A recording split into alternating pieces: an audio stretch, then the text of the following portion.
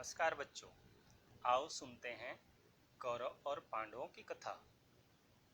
हस्तिनापुर के राजा विचित्रवीर्य के 3 पुत्र थे, जिनका नाम धृतराष्ट्र, पांडु और विदुर था। इनमें से विदुर एक रानी के नहीं बल्कि एक दासी के पुत्र थे, इसलिए उन्हें हस्तिनापुर के सिंहासन का उत्तराधिकारी कभी भी नहीं समझा गया। विदुर एक महान विद्वान थे, जिन्हें शास्त्रों का अद्भुत ज्ञान था, इसलिए उन्हें राज्य के प्रधानमंत्री के रूप में नियुक्त किया गया था। विचित्रवीर्य के बाद पांडु हस्तिनापुर राज्य के राजा बने और कुंती राज्य पर शासन करने वाले कुंती भोज की दत्तक बेटी कुंती से उनका विवाह हुआ। पांडु ने मदर देश की राजकुमारी माद्री से भी विवाह किया था। धृतराष्ट्र, जो जन्म से ही अंधे थे, उनका विवाह गांधार की राजकुमारी गांधारी से हुआ था। गांधारी एक आज्ञाकारी पत्नी थी। विवाह के बाद जब उन्हें यह पता चला कि उनके पति जन्म से अंधे हैं, तो उन्होंने यह कहते हुए अपनी आंखों पर पट्टी बांध ली कि जिस संसार को मेरे पति नहीं देख सकते, मुझे उस संसार को देखने की बिल्कुल भी इच्छा नहीं है।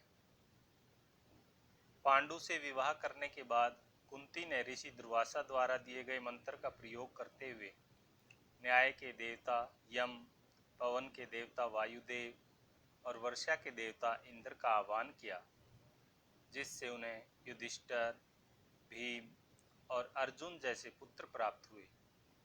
जब माद्री को पता चला कि राजा पांडु एक अभिशाप से ग्रस्त होने के कारण संतान देने में समर्थ नहीं है, तो उन्होंने कुंती से वह मंत्र सिखाने की प्रार्थना की।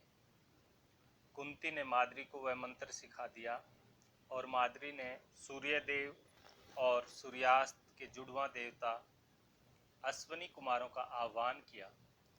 इस प्रकार उन्हें जुड़वां पुत्र नकुल और सहदेव प्राप्त हुए। राजा पांडु के 5 बेटों को एक साथ पांडवों के नाम से पुकारा जाने लगा। यह समाचार सुनकर गांधारी के मन में भी 100 पुत्र और एक पुत्री पाने की इच्छा हुई।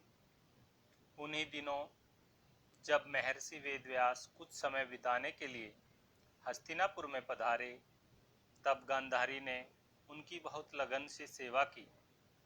उनकी सेवा से प्रसन्न होकर महर्षि ने आशीर्वाद दिया, जिससे गांधारी भी 100 पुत्रों और एक पुत्री की माता बनी। जब उनके ज्येष्ठ पुत्र दुर्योधन का जन्म हुआ, तो जंगल में सभी जानवरों का गर्जना शुरू हो गया। धरती बुरी तरह हिलने लगी और आकाश में बादलों के छाने से अंधेरा हो गया। तब राज ज्योतिषियों ने यह भविष्यवाणी की कि जन्म लेने वाला यह बालक बुरी शक्तियों के साथ पैदा हुआ है और उसके दुर्भाग्य की छाया पूरे कुल को नष्ट करके रख देगी। दुर्योधन के साथ गांधारी के पुत्रों को कौरवों के नाम से पुकारा जाने लगा। पांडव और कौरव एक साथ बड़े होने लगे। धीरे धीरे दुर्योधन ऐसा मानने लगा कि उसके पिता धृतराष्ट्र ही हस्तिनापुर के राज सिंहासन पर बैठने के असली हकदार थे, लेकिन वे अंधे थे, इसलिए पांडु को उनके बदले सिंहासन पर बैठाया गया। ऐसे विचारों के दृढ़ होने पर दुर्योधन अपने 5 चचेरे भाइयों से ईर्ष्या करने लगा। वह उन्हें नुकसान पहुंचाने का हर अवसर खोजने लगा। दुर्योधन जानता था कि भीम की कमजोरी स्वादिष्ट भोजन है, इसलिए एक दिन उसने भीम को स्वादिष्ट मिठाइयाँ खिलाने का निमंत्रण दिया और बड़ी चतुराई से भीम के सामने जहर मिली मिठाइयाँ खाने के लिए रख दी। भीम ने दुर्योधन पर बिल्कुल भी संदेह नहीं किया था और बहुत आनंद के साथ स्वाद ले लेकर मिठाइयाँ खाई, लेकिन मिठाइयाँ खाने के तुरंत बाद ही उस पर बेहोशी छाने लगी और वह जमीन पर बेहोश होकर गिर गया। दुर्योधन ने उसे गंगा नदी में फेंक दिया और खुद वहां से भागकर राजमहल में आ गया।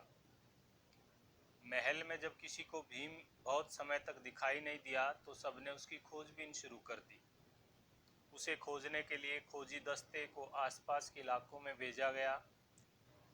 इस बीच बेचारा भीम नदी के जल प्रवाह के साथ बहते बहते एक झील में पहुंच गया। उस झील में कई जहरीले सांप निवास करते थे। वे बेहोश भीम को काटने लगे, लेकिन चमत्कारिक ढंग से उनका जहर भीम द्वारा मिठाई के साथ खाए गए जहर से मुकाबला करने लगा और एक तरह से सांपों के जहर ने भीम का इलाज शुरू कर दिया। उसने अपनी आंखें खोल दी और धीरे धीरे तैरते हुए वह किनारे पर पहुंच गया। उसके बाद वह वापस महल की ओर चल पड़ा। महाभारत में कई ऐसी घटनाएं हैं जब कौरवों ने पांडवों से बदला लेने की कोशिश की। दुर्योधन ने पांडवों को जब तक मारने की हर संभव कोशिश की जब तक कि वह खुद कुरुक्षेत्र के महान युद्ध महाभारत में नहीं मारा गया। तो ये थी बच्चों कौरव और पांडवों की कहानी। आपको अच्छी लगी होगी। धन्यवाद।